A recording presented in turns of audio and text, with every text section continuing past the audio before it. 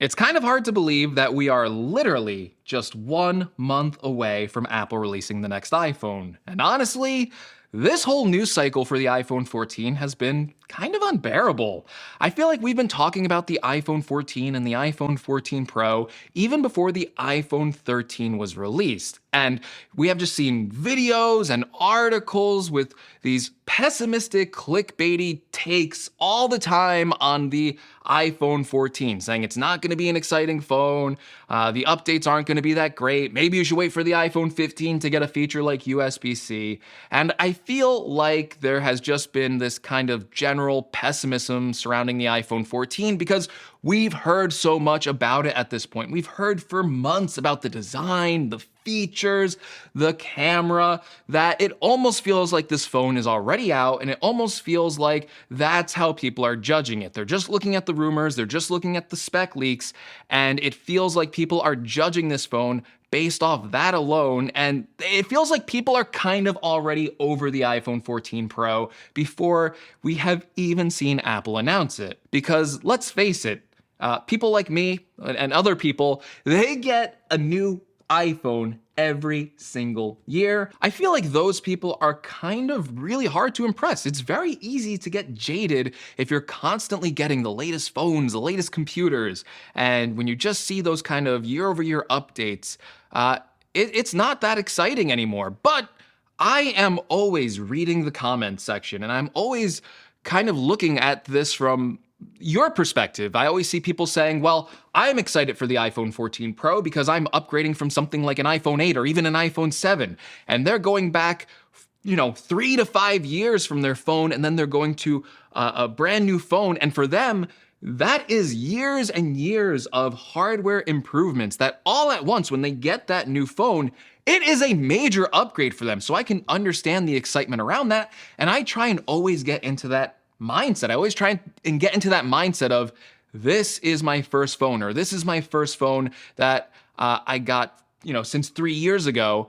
And when I take a look at it that way, or even in this fresh perspective of upgrading from the iPhone 13 Pro to the iPhone 14 Pro, I can't help but still feel excitement for this phone. I don't know why, but sitting here 1 month away from this phone actually being out, I'm really excited about it, and I kind of wanted to take time in today's video to kind of talk about why I'm excited for the iPhone 14 Pro. So forgive me for maybe sounding ranty or a lack of organization. This is all from the heart. There's no script or anything like that. I kind of wanted to just talk about my general feelings about the iPhone 14 Pro, and one of the reasons that I'm really actually looking forward to this is the new design. And I feel like with Apple, the expectations were kind of set in the iPhone 6 to the iPhone 8 and then the iPhone 10 to the iPhone 11 era that Apple was kind of decreasing the number of times that they were going to refresh the design. And surprisingly enough to me, that has not kind of been the case for the past few years. So when Apple went from the iPhone 11 to the iPhone 12, it was a major redesign. They introduced those squared off sides and it really gave the phone a fresh new look. But to my surprise, when Apple updated the iPhone 13, it wasn't a major visual change, but they actually did introduce some visual changes, probably the most major one being that they actually made the notch smaller on those phones.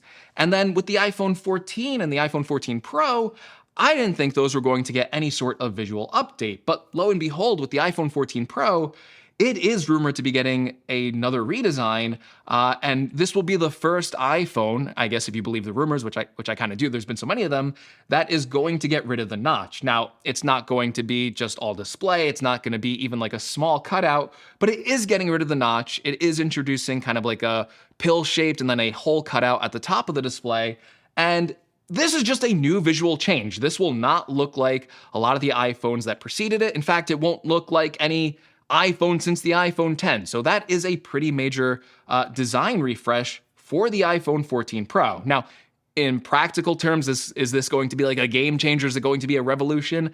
Not really. I feel like it's not giving you that much extra screen real estate. And really, I feel like it's more of a signal that yes, this is the latest iPhone. It looks a bit more bleeding edge, looks a bit more cutting edge because there is no notch and then the screen wraps around the cutouts, and Android phones have been doing that for a while. But at least this design is going to retain the Face ID sensor, which I believe is very important, especially with a lot of the updates that Apple has made to Face ID through software updates and through hardware changes over the past few years that have made it way more reliable, even faster, even better, and introducing it in a lot of new areas where I feel like Face ID at this point, when I go back to using a phone that has a fingerprint scanner, I always miss Face ID. So I'm really happy that Apple is moving forward on the frontal design of the iPhone 14 Pro, but not really sacrificing the features that they, to their credit, have laid out with the iPhone 10 all the way back then, and they have not compromised on their vision there. They said Face ID was the future. There have been rough points where at some points people were literally covering their faces all the time and Face ID wouldn't work. There was literally rough points. There's probably a lot of pressure to just revert or to just add on a fingerprint sensor as a secondary mechanism. But, you know, to Apple's credit, they kept the vision alive. They introduced so many improvements with Face ID. And at this point, I still think that this is the best phone unlocking mechanism overall that I have used. I also like how when Apple introduces a feature that has been around on other smartphones for a while, they always add their own flair to it. So one of the big rumors for this year for the iPhone 14 Pro is that it's going to add an always-on display. Now, of course, you always have all the Android people in the comments or in the Twitter thread saying, well, Android's had an always-on display for like the past like 10 years now or whatever. And they're right? Like Android has had an always-on display. But based on the rumors with the 14 Pro, again, Apple isn't just taking the same exact always-on display that Android phones have had for years. They are doing their own take on it, and it looks like it makes sense from a technological standpoint that the way that they're going to introduce it this year is that they were waiting for this technology to be ready. So this year for the 14 Pro, the LTPO displays that allows it to get the refresh rate lower is going to go all the way down to 1 hertz. That's like a newer technology. I believe like the latest Samsung phones have had that, but for the iPhone to get this, that's kind of like the latest for them. And last year on the 13 Pro, the refresh rate only went down to 10 hertz, so they couldn't even implement this feature on the 13 Pro, which is why this is actually going to be probably an exclusive feature to the 14 Pro. So what this always-on display is rumored to be like is it's actually rumored to take that new lock screen that we've seen in iOS 16, and basically it's going to keep all that information on for the always-on display, but then it's also still going to allow you to still have your wallpaper. Now, based on the rumors, it is going to dim the wallpaper of your lock screen to save on battery life, but it's there. Like, it is a big visual lock screen thing that's going to make it look nice, and it's not going to be kind of that generic lock screen for an always-on display that you would see on an Android phone where it's kind of all blacked out and it's just kind of like, you know, white text or something like that. Like this is Apple's own take on an always-on display. I think actually very similar to what they did with the Apple Watch. They introduced the always-on display, and basically, even though it dims the display, even though it's refreshing at 1 hertz, you dim the display and it looks almost exactly the same as you had it with your watch face, kind of really giving into the feature of, yes, truly an always-on display. And Apple's been doing this on the Apple Watch with this technology. That technology is now ready for the iPhone.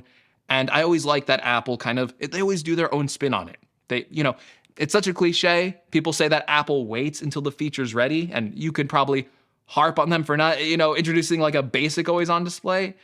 But again, I feel like they always stick to their vision. They feel at this point, yes, let's add the always-on display. We can do it in a very nice way. I also think we've seen a lot of pessimism with pricing this year, but I'm going to try and spin that around because based on latest rumors too, we have heard that maybe Apple is going to be bumping up the storage for the iPhone 14 Pro. So rumors are that the prices are going to increase. So for the regular 14 Pro, it's going to be $1,099. Then for the Pro Max, it's going to be $1,199, basically a $100 price increase for both of the Pro models this year. And when we first heard those rumors, a lot of people thought, okay, they're going to keep the same base storage, but now we're hearing that maybe the base storage is going to be bumped up to 256 gigabytes. And I feel like that does deliver a better value, and I really hope Apple does do that because I really feel like that is a feature that Pro phones should have, especially with Apple introducing their new camera this year. So the big rumor for this year, and probably the feature I'm most excited about, is this new 48 megapixel sensor. Apple has taken a while to upgrade the resolution on their camera. Maybe this is a, kind of like similar thing to the always on display. They were waiting for the technology to be completely ready, waiting for it to be up to their standards where they could deliver a better experience. And this year, it's gonna be the first resolution change to the iPhone's camera sensor since the iPhone 6S, which had the 12 megapixel camera sensor. So Apple's been using that sensor, or that resolution, I should say, not the sensor, the resolution for a while, and this bump up to a 48 megapixel resolution, even if it is gonna be pixel binning or whatever method they use to compress that down, it's gonna be a big jump, I think, in camera technology, and I think it really is going to deliver better photos this year from a hardware standpoint, and also what Apple can do with computational photography with all that extra information. On top of that, it's gonna allow the iPhone 14 Pro to capture 8K video, and I feel like most people doing smartphone reviews tend to agree that Apple has one of the best, if not the best, video cameras on the market, and I just really love the way that iPhone videos looked. I was super impressed with the 13 Pro, and getting that extra resolution, maybe getting 8K video on an iPhone, that is really exciting to me. I remember doing a video where I did a review on the 13 mini. I did it when it was like first out, and I basically shot the entire video on the 13 Pro. And when I look back at that, it's not the biggest YouTube video in the world, but it has over 100,000 views. And when I think that you could basically just take an iPhone, get 100,000 views, not use any sort of external camera, like you could just use your iPhone, and you look at TikTok, you see people getting like millions and millions of views just using their iPhone camera. It is such a powerful tool, and I think that's why camera upgrades year over year are always appreciated. Not only are you gonna get better photos, better memories of the events you've lived through, but also just the increase in video quality from a professional standpoint. It is one of the most exciting features to me. I know it's so cliche to say that about a smartphone camera, but I'm super excited to see what the iPhone camera can do for the 14 Pro. And I think increasing those storage options could go a long way in making those more usable, because that 8K video footage is going to take up a lot of storage, and it gives the Pro its own story. It goes, okay, listen, we had to upgrade the storage, we had to increase the price because we're delivering these new features and they require a lot of space. Of course, there's other features that could always wow us. I feel like the 13 Pro had a few features on the software side that weren't quite leaked. Again, computational photography, photography styles, the cinematic mode I thought was pretty cool on the 13 Pro last year, so improvements to all that on the 14 Pro, I'm looking forward to that. If we can get cinematic mode in 4K, I think that would be a really cool upgrade. And then there's just all this other stuff that they could add with iOS 16. They just added the battery percentage bar back in iOS 16, so there's little visual updates that they could do on the top for the 14 Pro that would just make it more of an exciting upgrade, maybe some stuff that the leaks, quite frankly, overlooked. Now listen, I don't always want to praise Apple. I do think there might be legitimate criticism this year that maybe the regular iPhone 14 might be a pretty incremental update. It might be the update to kind of skip, maybe, in a way, especially if you have a more recent phone. I mean, I'm gonna wait until it's out. I don't want to prejudge it. There could always be a surprise, right? But what I will say is I really feel like this year, it feels similar maybe to when the iPhone 10 came out. It feels like Apple is kind of introducing this higher end model in a way, like the price is going up on the 14 Pro, but having that price increase, having a little bit more freedom to separate features from the Pro phone and the regular phone is maybe gonna have Apple introduce more features on this phone than maybe they would have done if they kept it at a lower price point and kind of tried to keep both of the phones more similar. I kind of like the separation. If you're gonna make a Pro phone, make it Pro, give it some good features that the regular 14 doesn't have, make it worth that extra price point. And I've been telling people, I think for like the past couple of reviews, like the regular 12, the regular 13 are excellent phones. You don't necessarily need to upgrade to the Pro. And maybe this might be the first year where I go, the 14 Pro, it actually is worth that $300 extra to get a lot of these cool features, to get that new design. And for me, I feel like maybe this is another year where Apple is going to push the iPhone forward. It's going to push it forward in maybe a way that in the past few years it hasn't. I feel like this might be maybe the most substantial update since the iPhone 10, but I guess that remains to be seen. And yeah, I really want to hear your thoughts on this discussion. Are you excited for the iPhone 14 Pro? Let me know. Let me know in the comments below, because I am. And I really feel like I wanted to take a step back. I want to take a step back away from all the criticism I'm seeing out there about the iPhone 14 Pro. And I really just wanted to kind of think about it like, is this phone gonna be exciting? And I hope it is. So let me know in the comments below what you think about it. If you like this video, again, it was a little bit more freeform. Let me know if you like this kind of style. And hey, if you made it this far, why not subscribe to the channel? You obviously like something, or maybe you hated me. Maybe it's like, I hate Greg. I raged watched it to the end because this guy is, he's not smart. He doesn't know what he's talking about.